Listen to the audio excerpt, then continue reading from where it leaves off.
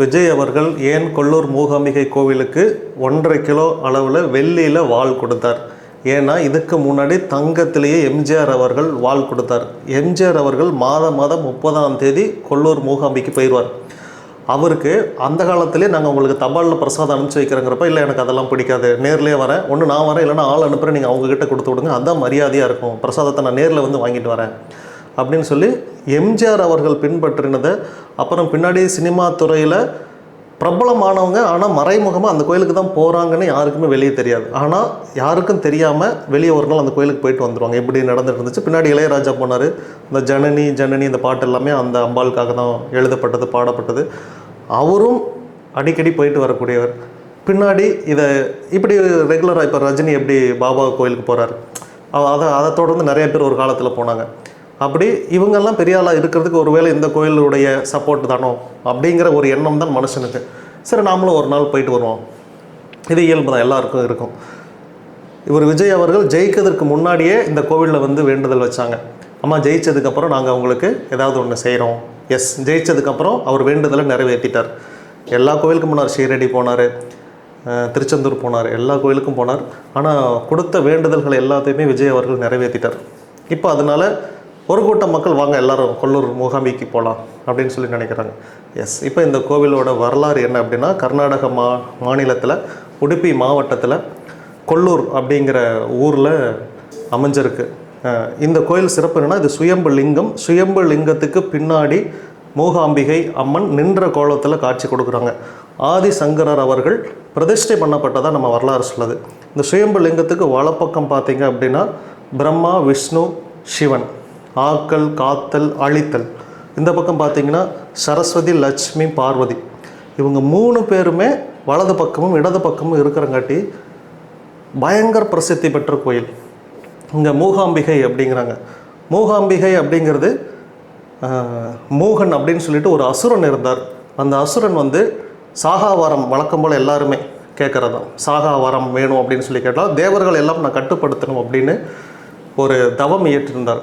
ஒருவேளை இந்த தவம் கிடைச்சிட்டா அவனை யாரும் தேவர்கள் ஜெயிக்க முடியாது அப்படிங்கிறதுக்காக எல்லாரும் முறையிடுறாங்க தேவர்கள்ட்ட. அப்போ பேச்சுக்கு பராசக்தி படத்தில் சிவாஜி அவர்கள் அம்மா அப்படின்னு பேசுவார் இல்லையா, ஊமையாக இருந்து பேசுவார் சரஸ்வதி.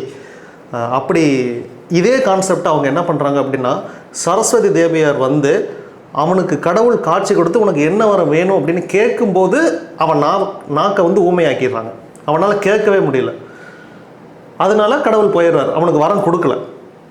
இதை தெரிஞ்சுக்கிட்ட அந்த அசுரன் என்ன பண்ணுறான், அதான் மூகன் அப்படின்னாலே ஊமையன், பேச முடியாதவர் அப்படின்னு அர்த்தம். மூகாம்பிகை அப்படின்னா பேச முடியாதவர்களையும் பேச வைக்கக்கூடிய ஒரு தெய்வம். முன்னொரு காலத்தில் பார்த்தீங்கன்னா வாய் பேச முடியல, அந்த குழந்தைக்கு 5 வயசு ஆகுதுன்னா வாய் பேசலிங்க அப்படின்னா மூகாம்பிகை வழிபாடு பண்ணுங்க அப்படிம்பாங்க. இது நானே கேள்விப்பட்டிருக்கேன் சின்ன வயசில்.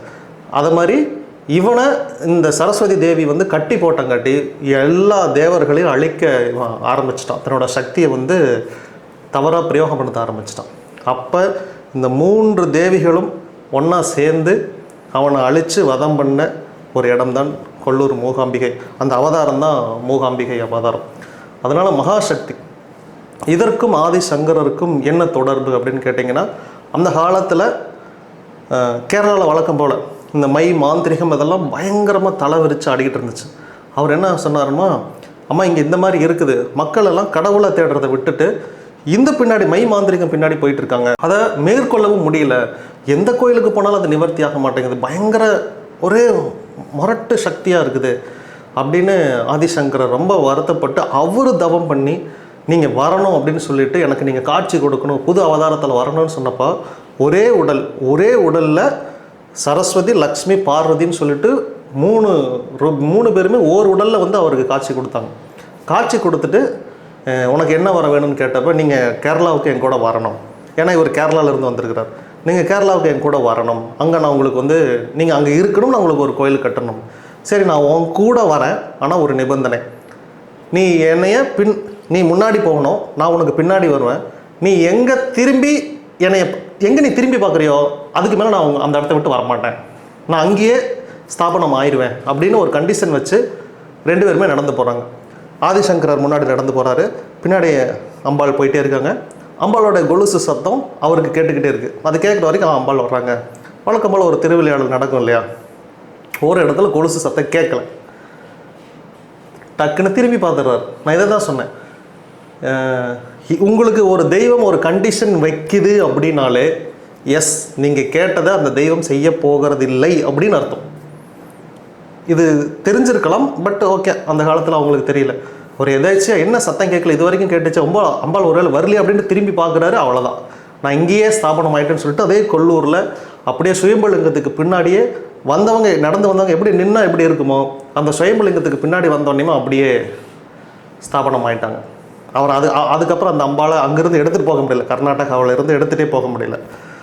அதனால் அப்புறம் ஓகே சரி பரவாயில்ல. ஆனால் என்னென்னா இந்த பில்லி சூன்யம் இது எல்லாத்தையும் நீங்கள் அழித்து கொடுக்கணும் அப்படிங்கிறப்ப அந்த வேண்டுதலை மட்டும் மூகாம்பி அம்மன் நிறைவேற்றி கொடுத்தாங்க. அதனால் மகா பிரசித்தி பெற்ற கோயில். அஜித் குமார் பார்த்திங்க அப்படின்னா ஜஸ்ட் ஹார்ட்லேயே டேட்டு போட்டிருப்பார். ஏன்னா அவர் சொல்லியிருப்பார் எனக்கு தெரிஞ்சு, இந்த மாதிரி எம்ஜிஆர் போனார், ரஜினி ஒரு தடவை போயிட்டு வந்தார், இளையராஜா அவர்கள் போனார், அவரோட ஃப்ரெண்டு தளபதி கிட்ட அவரும் சொல்லியிருப்பார் நீங்களும் ஒரு தடவை போயிட்டு வாங்க முதலமைச்சர் ஆகிட்டீங்க அப்படின்னு சொல்லியிருக்கலாம். அதனால கூட போயிட்டு வரலாம். ஏன்னா அந்த என்னைக்கு அஜித் அவர்கள் அந்த டேட்டுவை ரிலீஸ் பண்ணாரோ அன்னைக்கெல்லாம் பயங்கர யார் எந்த அம்மன்னு இன்டர்நெட் ஃபுல்லாக ஒரே தேடல் தான். பிரசித்தி பெற்ற கோயில், போயிட்டு வாங்க. எனக்கு வாய்ப்பு கிடைச்சா நானும் நிச்சயமாக போவேன். ஆனால் நீங்கள் பிளான் பண்ணிக்கோங்க. இங்கே மங்களூர் ஏர்போர்ட் இருக்குது, நீங்கள் மங்களூர்லேருந்து உடுப்பி வந்து திருப்பி கொல்லூர் போகணும். இங்கேருந்து டைரெக்டாக சென்னை டு மங்களூர் நீங்கள் போகலாம். இப்போ விஜய் அவர்கள் கூட உடுப்பியில் இருந்து அவரே கார் ஓட்டிகிட்டு போனார்னு அந்த வீடியோக்கள் வைரல் ஆச்சு. எஸ், தெய்வம் எங்கே இருந்தாலும் நம்ம தேடி போகணும். அப்போ தான் நமக்கு ஒரு பிரச்சனைனா தெய்வம் நம்மளே தேடி வரும். இது வந்து விதி. நீங்கள் பை ரோடு போகிறீங்க அப்படின்னா இங்கே நம்ம ஈரோடு மாவட்டத்தில் இருந்து 600 கிலோமீட்டர், போகிறதுக்கே 12 மணி நேரம், வர்றதுக்கு 12 மணி நேரம், அங்கே ஒரு 12 மணி நேரம். நடை திறந்திருக்கும் நேரம் பார்த்திங்கன்னா காலையில் 5:30 மணியிலிருந்து 5 மணியிலிருந்து மதியானம் 1:30 மணி வரைக்கும் நடை திறந்திருக்கும். திரும்ப ஒரு 1:30 மணி நேரம் மட்டும் நடை சாத்துறாங்க. மீண்டும் 3 மணியில் இருந்து நைட்டு 9 மணி வரைக்கும் நடை திறந்திருக்கும். இதுக்குள்ளே நீங்கள் போயிட்டு வாங்க. அங்கே அன்னதான வசதிகள், அங்கே திருப்பதி மாதிரி அங்கேயே போனீங்கன்னா குளிச்சு கிளம்பி ரெடி ஆகிறதுக்கான வசதிகள், இது எல்லாமே அங்கே வச்சுருக்காங்க. அங்கே யாராவது உங்களுக்கு தேவஸ்தானத்தில் தெரிஞ்சவங்க இருந்தாங்கன்னா கூட நீங்கள் அவங்க உதவி நாடி நீங்கள் போயிட்டு வரலாம். மற்றபடி ஒன்றும் பிரச்சனை இல்லை. நீங்கள் ஒரு முறை போயிட்டு வாங்க. கேளக்கிய சித்தர் நமோ நமக.